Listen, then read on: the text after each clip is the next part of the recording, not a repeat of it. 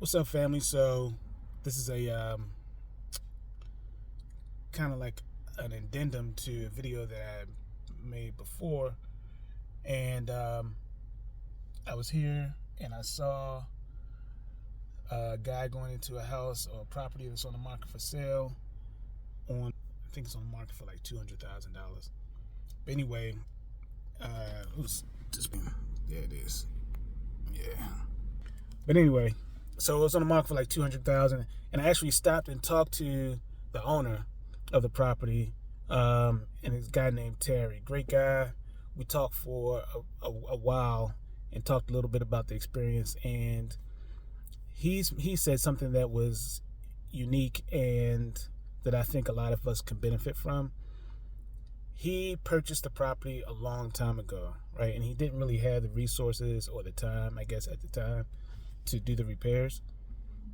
And he finally, I guess, got the money, got the resources, had the time, did a little bit at a time, and worked on this property. And and now he's selling it. But I want to go through kind of quickly like what I think the numbers may look like for that deal, because I think he paid at the time less than 20,000, so just call it like $20,000 for the property, and he did a full kind of gut rehab. Now Terry, he's a professional. I think he was a computer engineer, but he also does. He got into renovations and things like that and property management. So he has guys that work for him and work with him on the construction side. And he can do a lot of the work himself, which is like one of those resources that we talk about when you kind of do your assessment of how well positioned you are to do real estate, like taking into account not just the money, because a lot of people look at just I don't have any money, but you have some skills, like you have some ability to do things that maybe other people can't do. Maybe you have time to work on a property where other people may not have the time to do it. So that's like lesson number one. When you're looking at going into investing, don't just think about I don't have the money. Money is not the only resource that people use to build property. You need expertise, you need time, you need, people who are able to do certain types of work. So anyway, Terry, he purchased the property a while ago, and when I get back to the office, I'll try to pull up the actual numbers. And as you can see, they've done a pretty bang up job on the renovations. So I met this guy, Terry, on the street going into the property, and this is the work that they've done inside, which is pretty neat. Right, they used this laminate flooring, stainless steel appliances, Corian tops, all new flooring. And what I think is pretty interesting here is that he's got these are pretty small townhouses, and so it's tough to fit bathrooms in these townhouses, I will say. But what I like about what he's done here is somehow he's been able to get full baths per the listing agreement. He's been able to get 2.5 baths in the property, which is pretty which is great. That really helps to kind of increase the value. It helps with functionality as well, so that everybody's using the same bathroom in the house if they decide to purchase it. So he's got this on the market for $200,000. It's a full gut rehab. And so we were talking before about kind of what are the things that are involved in a full gut. And just real quick, so of course there's new drywall, new framing, new lighting, new everything. So generally when I look at pricing and renovation, I start with the kind of basic stuff is the mechanical, electrical, and plumbing, which we call MEP. So that's like your HVAC system, your electrical system, and your plumbing system. And so you can see he's got a new new ductwork, new furnace. And typically in Baltimore, now I'm not saying he's paying this much for it, but typically in Baltimore for like a new furnace and new HVAC system, you're looking at like 12 grand, or on the commercial side, 12 to 15 grand, right? For all new equipment and ductwork and all that. You can probably get for less. Plumbing, you're looking at about, 12. People will probably quote you like 12 to 15 grand. And same thing on the electric. So you're ranging on the electric, if it's all new, you're ranging for just the MEP between $30,000 and $45,000 for just those systems there. And then when you look at like the kitchen, let's see if we can take a look here. If you're talking about like stone countertops, new cabinets, all that kind of stuff, you're talking about $3,000, $3,500 for just the cabinet package. And then the appliance package, if it's stainless steel, you're talking about, another, I don't know, $2,500 or so. And I'll kind of go through all these numbers or whatever, but just so you see how the numbers add up over the course of this project, new drywall, new framing. So that's why I'm saying, if you are handy and know how to do a lot of this work, your cost can probably be in like the $70,000 range. If not, to do like a full gut, including the demo, and you see they like scrape some of the wall and all that kind of stuff as well. If you're talking about the whole thing, just a rough number is like 100 grand. It's easy to work with, and that should have like plenty of cushion in it. But at 100 grand, that like what this is in Maryland, they'll show like the purchase prices and all that kind of stuff. So remember when I was talking with Terry, he said he had owned the property for quite a while and just kind of did work on it over time. So the last sale in ESTAT was from 2016, and it was a sale for $10,000. So I don't know if that was Terry or not. So you have to kind of do a bunch of research to find out who exactly that is. Because a lot of times they'll list the resident agent as the owner. They'll list the LLC, and then like the mailing address will be for the resident agent, not the actual owner, of course. So ESTAT says this is $10,000 sale. He's selling it for, or he's asking $200,000 for it. And let's see what I have here. Let's see if I got a brand new Excel blank workbook. So purchase price, and we'll just believe that he paid $10,000 for it, right? And then we'll say it costs maybe closing costs, maybe $5,000. And then renovation costs, we'll say it costs $100,000. I don't think it costs that much. Oh yeah, Terry said he's like a kind of a handy guy and he does a lot of work himself. So we'll say $85,000 for.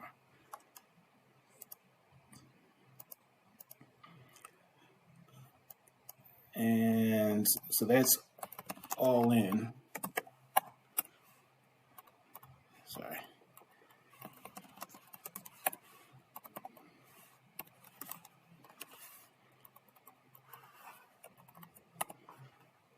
So all in at $100,000. Now, let's see. Sale.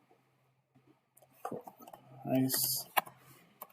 He wants $200,000. But I'm thinking that somebody is probably going to offer him maybe a little bit less. So maybe the purchase price, the sale price is $200,000, or maybe they're asking for commissions or some help back, so seller help. We'll say 6% equals 6% times, so $12,000. And then let's say he has some closing costs. let's say closing costs are 3%.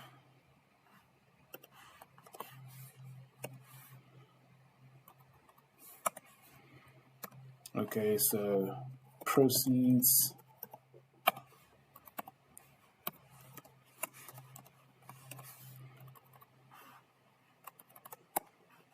$182,000. So he's got profit if this is indeed the of $82,000,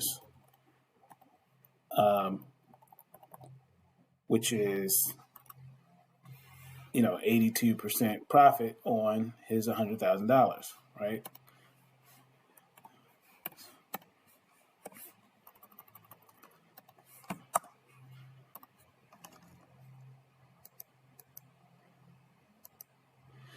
All right, so that's the profit. Now that's cash on cash.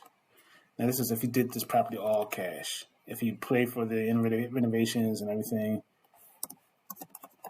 all in cash, so that's an 82% profit. But suppose he didn't actually use his money for that. Say he only used, say he got a loan, and he got a loan for I'm gonna call it $65,000. So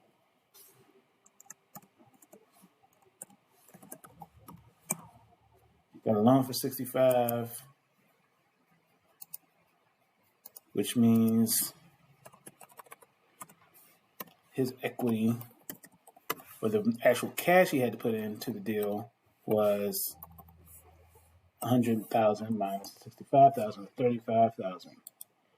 Now, this is where you can see why people like to use other people's money for real estate. Because in this event, if he had just done this property all cash, he would have made $82,000.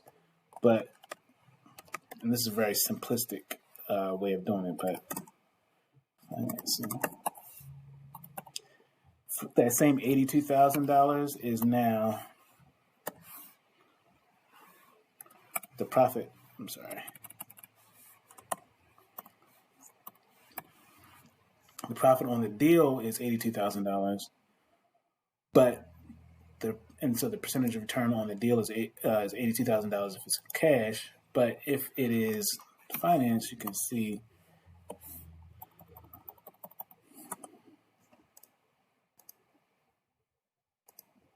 a 234% return on his equity if he gets that full $82,000. That's actually not how that works. Okay, so let me do something here. So out of $82,000 in proceeds, he has to pay back, I think when you have the loom thing, let's see, entire row down. So out of the $182,000, he has to pay back the loan, $65,000. So he's got $117,000 after he pays back the loan. Very simplistic. Loan payback, we'll say.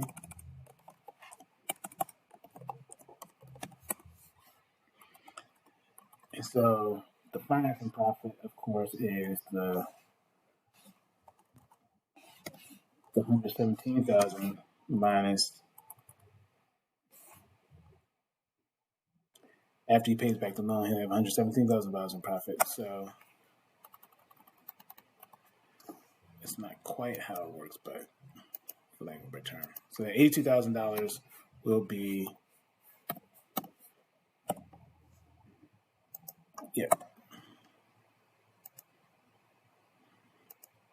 234%. So that's the profit in a finance scenario, which is 234%, and a profit of a cash on cash scenario, which is 82%. So now you can see kind of the power of financing.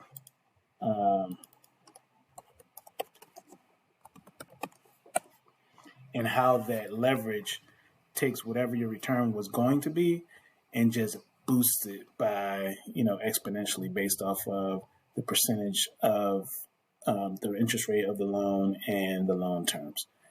So that's just a rough kind of, I don't even call it back of the envelope, but that's just a rough look at kind of what, is available, what kind of opportunities might be available. And like I was saying, a lot of times people feel like, you have to be in some kind of gentrified, up and coming area to find opportunities like this. But really the key on these types of opportunities and generating these levels of returns is not really necessarily, it is the area, but the thing is like buying the property at the right amount, like buying it right. Like you can see he purchased it for $10,000, but you can see people are now asking like $90,000 for properties. And you can see if you pay that much money for a property, what it does to your return. Or you can see like even at $75,000, what it does to your return. Now you've taken an 80% return and shrunk it down to 10%. So all these things make a big difference. All these factors, the returns are very sensitive to the purchase price. They're sensitive to all the metrics and all the things that you use, like the renovation cost. If that $85,000 renovation cost swelled, to $100,000, you can see your returns and your profit just gets hit pretty hard. So those are the things to think about when looking at deals. Buying it right, even if you spend $100,000 in renovations, like I would rather spend $100,000 and make a really fly renovation on a property that I purchased for the right amount in a not so great area, because even then, I still have an opportunity to make a really significant return just by doing a great renovation. And that property will sell because the renovation is great. It's like a premier type of finish, all those types of things. But if you don't buy the property right, I'm telling you, you're shooting yourself in the foot. So that's the word for today. Buy the property right. And opportunities are all around you. You just got to take a look and run the numbers on stuff, especially before you buy, before you put offers in, run the numbers on things and see whether the deal works. He could be looking at, hundreds of percentage points in return from that investment. And that is showing like the power of buying a property at the right price and not overpaying. The power of time, because he purchased it a while ago, and some people may not be in position. You may not be in a position to do the whole thing right now, and that's okay. You may be in position to just do part of it now and then part of it later. But if the numbers work, if the deal works, doing it that way, then there's no shame in doing it that way, because the time factor can be your friend, and you can set yourself up for those types of returns based off of like when you purchase the property and buying it right. Like that's really it. Buying it right, taking your time, making sure that the deal works, making sure that the numbers work and all that. So that's just showing the power of real estate. And this is not a huge amount of money, right? As far as an investment goes, and it's not some super like swanky part of town where you gotta, try to fight to find property like Canton or Fells Point in Baltimore, where properties are like super high or what have you. This is just a regular neighborhood, right? A regular neighborhood, and an opportunity is there. And that's what I wanted people to see, is that opportunities are all around us, right? They're not just in hot areas. They're not just in areas that are being gentrified. There's opportunities right next door. And so I want to just encourage you, just throw that out there for people to see and people to kind of understand how the numbers work. You can see the power of real estate and investing. All right, family. Hope all is well. Hope everybody's taking opportunities or seeing the opportunities that are around you and seizing the day.